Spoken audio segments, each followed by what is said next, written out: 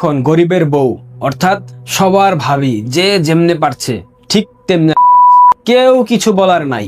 বাংলাদেশের বর্তমান সামাজিক, রাজনৈতিক, অর্থনৈতিক এই পরিস্থিতিগুলার যে নির্মম চিত্র সেটা বাংলাদেশের প্রত্যেকটা শ্রেণী পেশার মানুষের চোখের সামনে ভেসে উঠছে।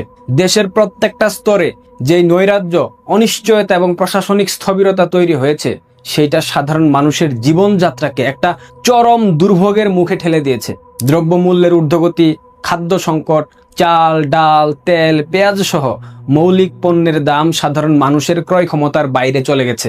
বাজারে কৃত্রিম সংকট সৃষ্টি করে বিএনপির সিন্ডিকেটগুলা অতিরিক্ত মুনাফা লাভ করার নেশায় আচ্ছন্ন হয়ে গেছে।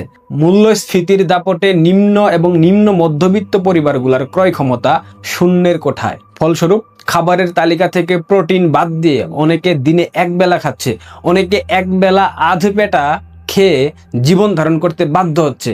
জীবনে বাঁচার জন্য নির্মম এক সংগ্রামের মধ্য দিয়ে যাচ্ছে বাংলাদেশের সাধারণ মানুষ। শিশুদের মধ্যে পুষ্টিহীনতা মারাত্মক রূপ নিয়েছে।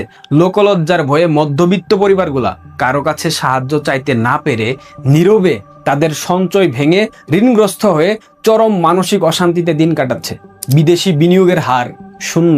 বিনিয়োগকারীদের অনাস্থা, রাজনৈতিক অস্থিতিশীলতা, নীতিগত স্পষ্টতা এবং দেশে আইন শৃঙ্খলার চরম অবনতির কারণে বিদেশি বিনিয়োগকারীরা বাংলাদেশে অর্থ বিনিয়োগ করতে ভয় পাচ্ছে। বাংলাদেশের ব্যাংকগুলোতে ডলার ঘাটতির কারণে অনেক বিদেশি প্রতিষ্ঠান তাদের অর্জিত মুনাফা নিজ দেশে ফেরত পাঠাতে পারছে না।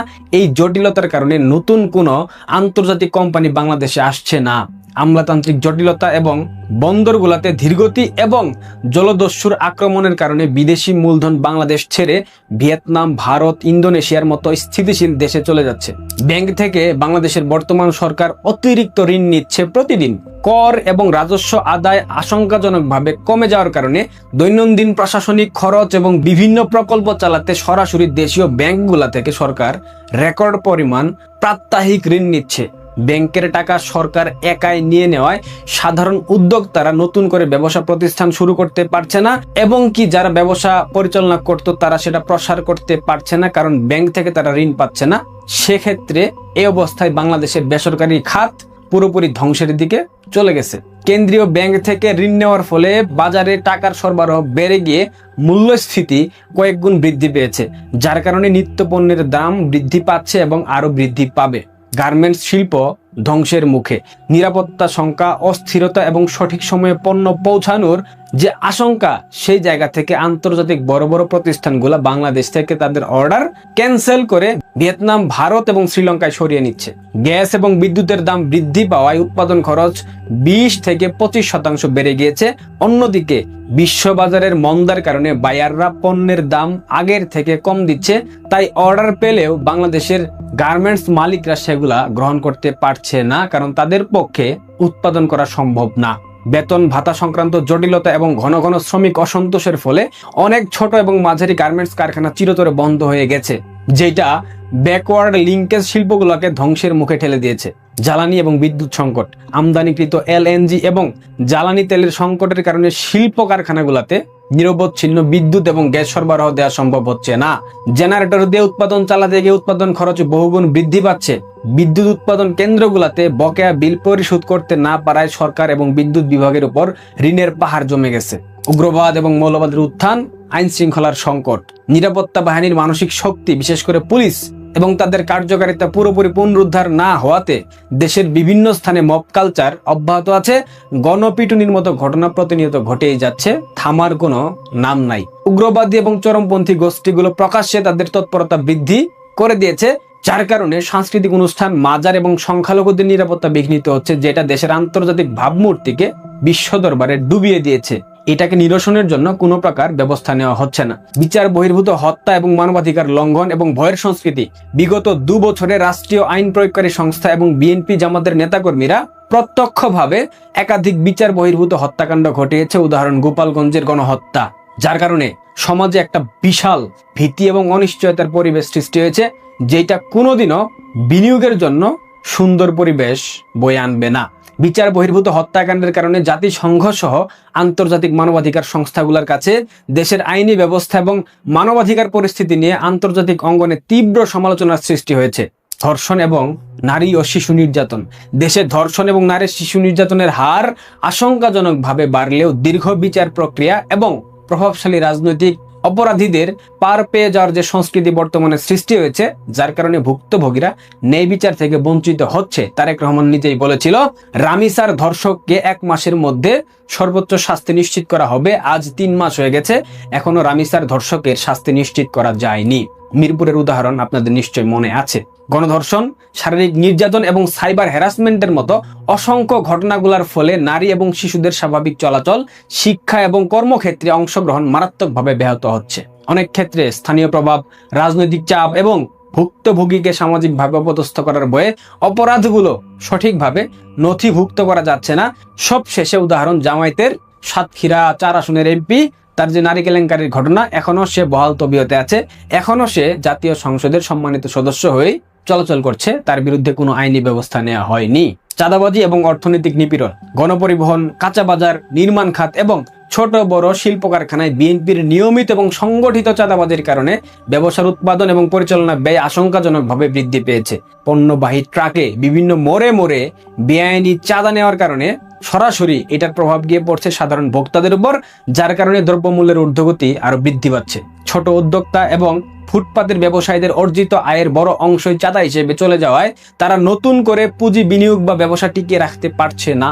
জোরপূর্বক দখলদারিত্ব, বিএনপি জামায়াতের প্রভাবশালী রাজনৈতিক এবং সামাজিক গোষ্ঠীগুলার ছত্র ছায়ায় সাধারণ মানুষের ঘরবাড়ি, কৃষি জমি, বাণিজ্যিক ভবন এবং সরকারি খাস জমি পর্যন্ত জোরপূর্বক দখলের অহরহ ঘটনা বাংলাদেশে ঘটে যাচ্ছে।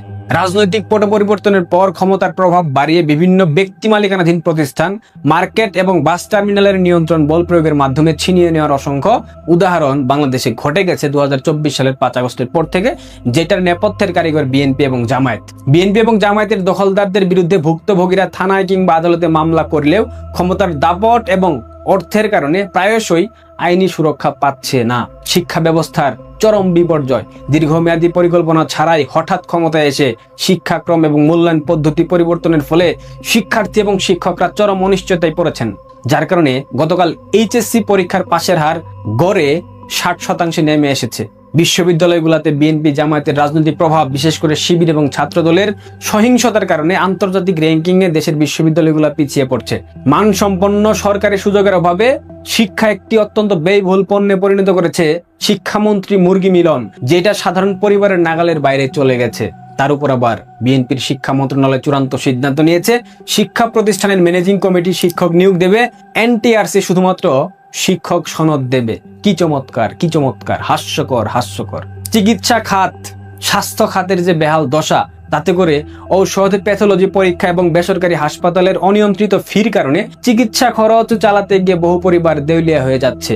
সরকারি হসপিটালে শয্যা সংকট, নষ্ট যন্ত্রপাতি, দালাল চক্র এবং প্রয়োজনীয় ওষুধের অভাবে সাধারণ মানুষ সরকারি স্বাস্থ্যসেবা থেকে বঞ্চিত হচ্ছে।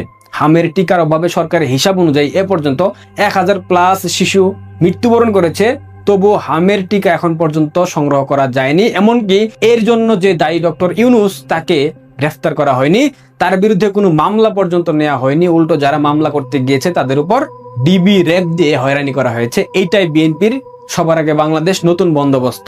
আভ্যন্তরীণ স্বাস্থ্য ব্যবস্থার উপর আস্থা হারিয়ে প্রতি বছর কোটি কোটি টাকা খরচ করে বাংলাদেশিরা বিভিন্ন দেশে চিকিৎসা নিতে যাচ্ছে। উদাহরণ, ভারতের ভিসা উন্মুক্ত করার পর ভিসা সেন্টারে লাইন লেগে গেছে, কারণ অধিকাংশ মানুষ ভারতে যাচ্ছে চিকিৎসা নেওয়ার জন্য। ব্যাংকিং খাতের তারল্য সংকট এবং খেলাপি ঋণ, রাজনৈতিক প্রভাব এবং দুর্নীতির কারণে ব্যাংকিং খাতে রেকর্ড পরিমাণ খেলাপি ঋণ জমেছে, যার বড় একটি অংশ বিদেশে পাচার করেছে বিএনপি, জামাত এবং এনসিপির বদমাইশরা। তারল্য সংকটের কারণে অনেক ব্যাংক আমানতকারীদের টাকা ফিরিয়ে দিতে পারছে না, ফলে সাধারণ মানুষ ব্যাংক থেকে টাকা তুলে নিয়ে সঞ্চয় রাখা বন্ধ করে দিয়েছে। ব্যাংকের প্রতি সাধারণ মানুষ আস্থা সম্পূর্ণরূপে হারিয়ে ফেলেছে। কর্মসংস্থান নাই, দারিদ্র্য বৃদ্ধি, নতুন কলকারখানা না হওয়া এবং ব্যবসা গুটিয়ে নেওয়ার কারণে শিক্ষিত তরুণদের মধ্যে বেকারের সংখ্যা আশঙ্কাজনকভাবে বৃদ্ধি পেয়েছে। অর্থনৈতিক মন্দা, চাকরিচ্যুতি এবং মূল্যস্ফীতির কারণে বিশাল সংখ্যক নিম্ন মধ্যবিত্ত পরিবার নতুন করে দারিদ্র্য সীমার নিচে নেমে গেছে। রাজনৈতিক এবং প্রাতিষ্ঠানিক অস্থিতিশীলতা, রাষ্ট্র সংস্কার, প্রশাসনিক পুনর্গঠন এবং নির্বাচনের সময়সীমা নিয়ে প্রধান রাজনৈতিক শক্তিগুলোর মধ্যে তীব্র মতপার্থক্য এবং মেরুকরণ বিদ্যমান। যদিও এটা নাটক, তারপরেও দেশের স্বাভাবিক পরিস্থিতিকে অস্বাভাবিক করে দেওয়ার জন্য যথেষ্ট।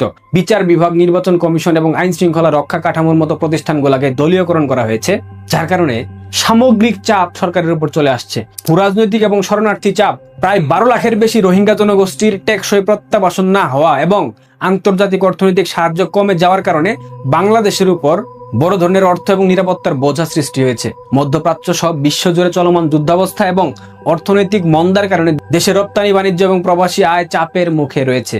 কয়টা বলবো, কয়েক ঘন্টা বললেও সমস্যার কথা শেষ করা যাবে না।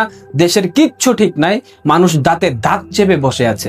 আর এই দেশের প্রধানমন্ত্রীর কাজকর্ম দেখলে মনে হবে সে যুগ যুগ ধরে বাংলাদেশের প্রধানমন্ত্রী ছিল, দেশের সব কাজ করা শেষ, দেশকে সে এখন ইউরোপে পরিণত করে ফেলেছে। এখন শুধু শেষ মুহূর্তের কিছু সৌন্দর্য বৃদ্ধির কাজ চলছে, অর্থাৎ বাংলাদেশের বিউটিফিকেশন চলছে, আর সেগুলো তদারকি করতেছে টেপা তারেক। জনগণকে শেখাচ্ছে কিভাবে থুথু ফেলতে হবে, কোথায় চিপসের প্যাকেট রাখতে হবে, গাছপালা লাগাতে হবে, বাচ্চাদের নিয়ে খেলাধুলা করতে হবে। তাদের অনুপ্রেরণা দেওয়া ছাড়া আর কোনো কাজ সে করছে? এগুলা করেই তার দিন কেটে যাচ্ছে। তৃতীয় বিশ্বের একটা দারিদ্র পীড়িত দেশে কোটি কোটি সমস্যা গিজ গিজ করতেছে, আর পোলা ক্ষমতায় বৈশা নাটক দেখাচ্ছে। এইসব নাটক করার জন্য বাংলাদেশের মানুষই ছেলেকে ক্ষমতায় বসিয়েছে। সবকিছুর বিচার বিবেচনা করার সিদ্ধান্ত আপনাদের। আপনারা বাংলাদেশের মানুষ, আপনারা বাংলাদেশে থাকেন, আপনারা সিদ্ধান্ত নেন আপনারা মরবেন নাকি বাঁচবেন। তারেককে বাংলাদেশের মানুষ মেরে বাংলাদেশ থেকে তাড়াবে। বিশ্বাস করেন, যা শুরু হয়েছে দেশে কোনো হুমকি ধামকি না।